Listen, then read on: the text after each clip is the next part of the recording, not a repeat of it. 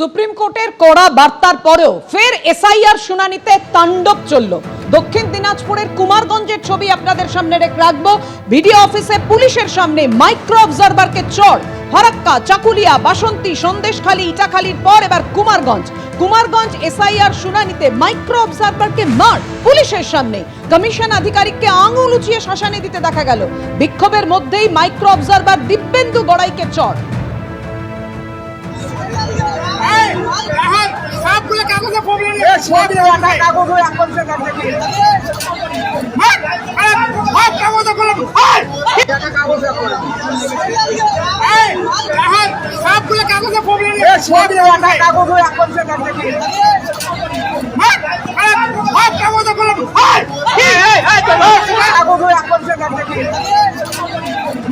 দেখতে পাচ্ছেন ভাইরাল হওয়া ভিডিও আপনাদের সামনে রেখেছি। মাইক্রো অবজারভার একজন সরকারি আধিকারিক, তাকে এভাবেই মারধর করা হচ্ছে। প্রথমে শাসানি, তারপর সপাটে চড়।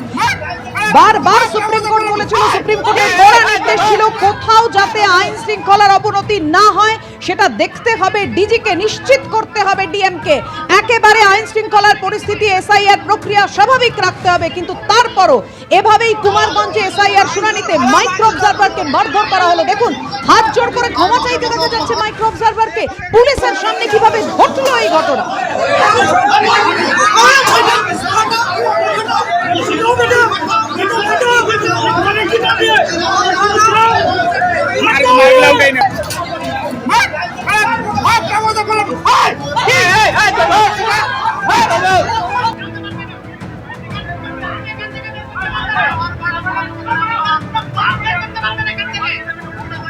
সুপ্রিম কোর্টের কড়া নির্দেশের পরও ফারাক্কা, চাকুলিয়া, বাসন্তী, সন্দেশখালী, ইটাখালী, কুমারগঞ্জ তালিকাটা ক্রমশ দীর্ঘ হচ্ছে।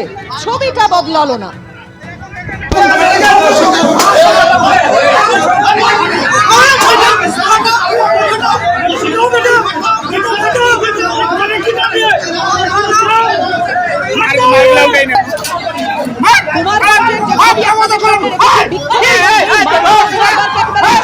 কথা বলবো, আমাদের সঙ্গে রয়েছেন আমাদের প্রতিনিধি অনির্বাণ বিশ্বাস।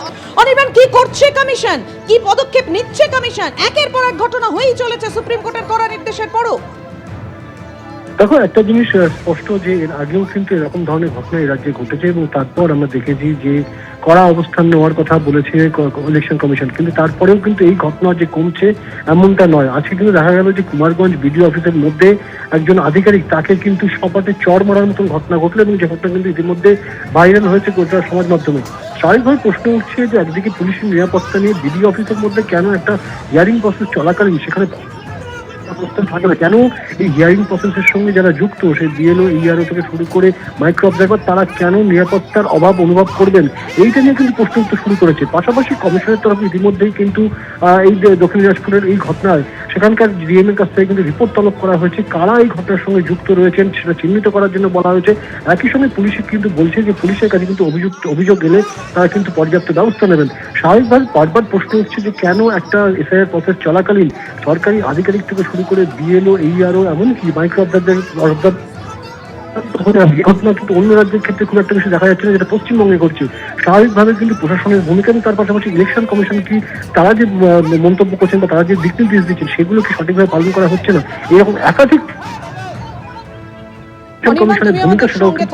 হ্যাঁ, অর্থাৎ আমাদের প্রতিনিধি অনির্বাণ যেমনটা আমাদের জানাচ্ছিল যে এই ঘটনায় নির্বাচন কমিশন ইতিমধ্যেই এই ঘটনা নিয়ে রিপোর্ট তলব করেছে।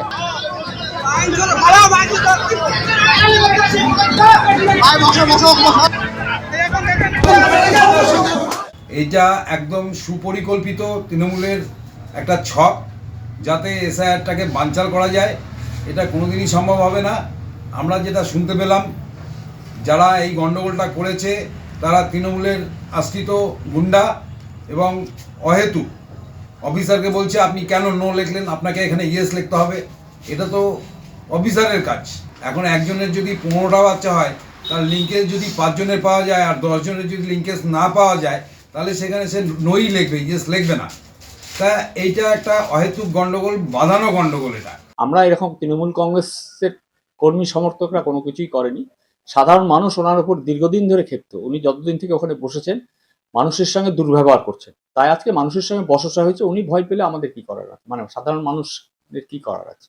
যেভাবে দুর্ব্যবহার করছে, আমি বালুরঘাটেও কথা বলি, বালুরঘাটেও কিছু কিছু অনেক জায়গায় যারা বসেছেন এই জেলায় মাইক্রো অবজারভার বলে শুধুমাত্র পশ্চিমবাংলায় বসানো হয়েছে, অন্য কোনো রাজ্যে বসানো হয়নি। হঠাৎ করে পশ্চিমবঙ্গে বা কেন, আর তারা মানে বাংলা ভাষা কিছু বোঝে না।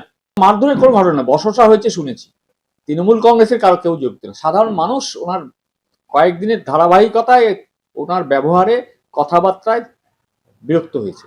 সাধারণ মানুষ তার বহিঃপ্রকাশ করছে চিৎকার চেঁচামেচি হই হুল্লোড় করে। এটাই পশ্চিমবঙ্গের চিত্র। এখানে সিবিআই আক্রান্ত, ইডি আক্রান্ত, যুক্তরাষ্ট্রীয় ব্যবস্থা আক্রান্ত। কারণ যে রাজ্যে সংবিধান এক্সিস্ট করে না, প্রশাসনিক প্রধান সংবিধানের শপথ নিয়ে সংবিধানকে আক্রমণ করেন, সে রাজ্যের এটা পরিচিত চিত্র। এগুলো সমস্ত কিছু হচ্ছে প্রশাসনিক মদতে। সামগ্রিকভাবে প্রশাসনকে দিয়ে মুখ্যমন্ত্রী দল এসআইআর এর নামে কার্যত সাংবিধানিক ব্যবস্থাকে চ্যালেঞ্জ করছেন এবং তাদের আক্রমণ করছেন। এই আক্রমণ শুধু কোনো মাইক্রো অবজারভারের বিরুদ্ধে আক্রমণ নয়, এই আক্রমণ সামগ্রিক এসআইআর প্রক্রিয়ার বিরুদ্ধে আক্রমণ, সাংবিধানিক ব্যবস্থার বিরুদ্ধে আক্রমণ। হওয়া উচিত নয়, নিন্দা করছি আমরা এটা। এবং যে এটা করেছে কোনো সাধারণ মানুষ চট করে ইলেকশন কমিশনের একজন মাইক্রো অবজারভারের গায়ে হাত তুলে দিতে পারে বলে আমাদের মনে হয় না। সাধারণভাবে এগুলো কেউ তখনই করার সাহস পায় যখন সে জানে যে আমার পেছনে একটা রাজনৈতিক আশ্রয় রয়েছে। সুতরাং যে এটা করেছে তার পেছনে কোনো রাজনৈতিক দল আছে কিনা, বা সে নিজে কোনো রাজনৈতিক দলের নেতা এইসব করে নিজের এলাকায় একটুখানি জনপ্রিয়তা পাওয়ার চেষ্টা করেছে কিনা সেটা দেখতে হবে। ইলেকশন কমিশন সুপ্রিম কোর্টের নির্দেশ আসার পরেও সুপ্রিম কোর্ট যে কথাগুলো বলেছিল যে রসিদ দিতে হবে ডকুমেন্ট নিয়ে বা আরো যা যা বলেছিল, সেইগুলো এখনো গতকালের মধ্যে লিস্ট আনানোর কথা ছিল, সেই লিস্ট তৈরি হয়ে এখনো আসেনি। ইলেকশন কমিশনের দিক থেকে গাফিলতিগুলো আছে, কিন্তু তাহলেও এরকম ভাবে আইনকে হাতে তুলে নেওয়া উচিত নয়, এটাই আমরা আবেদন করবো। সুপ্রিম কোর্টই ইলেকশন কমিশনকে চড় মেরেছে, এরপরে আপনারা আলাদা করে চড় মেরে কি করবেন? প্রথম কথা, চর মারার ঘটনাটা কখনোই কাম্য হতে পারে না। কে করেছে সে আদৌ তৃণমূল কিনা সেটাও দেখতে হবে। তার থেকেও বড় প্রশ্ন, মাইক্রো অবজারভার ভারতবর্ষের এতগুলো রাজ্যে এসআইআর হচ্ছে, আর কোন রাজ্যে মাইক্রো অবজারভার আছে? বেছে বেছে পশ্চিমবঙ্গকে টার্গেট করে লিস্ট দেওয়া হয়েছে 1,20,00,000 মানুষের নাম বাদ দিতে হবে।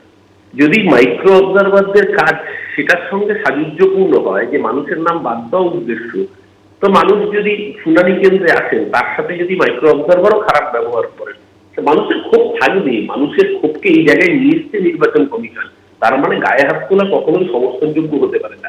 আমার শুধু দর্শকদের কাছে একটা প্রশ্ন, ভারতবর্ষের 13টা রাজ্যে এসআইআর হচ্ছে, কোন রাজ্যে মাইক্রো অবজারভার নেই। বেছে বেছে শুধু পশ্চিমবঙ্গে মাইক্রো অবজারভার, বেছে বেছে শুধু পশ্চিমবঙ্গের ক্ষেত্রেই লজিক্যাল ডিসক্রিপেন্সির নামে এই রকমের নির্যাতন। বাংলার মানুষ এত বোকা নয়।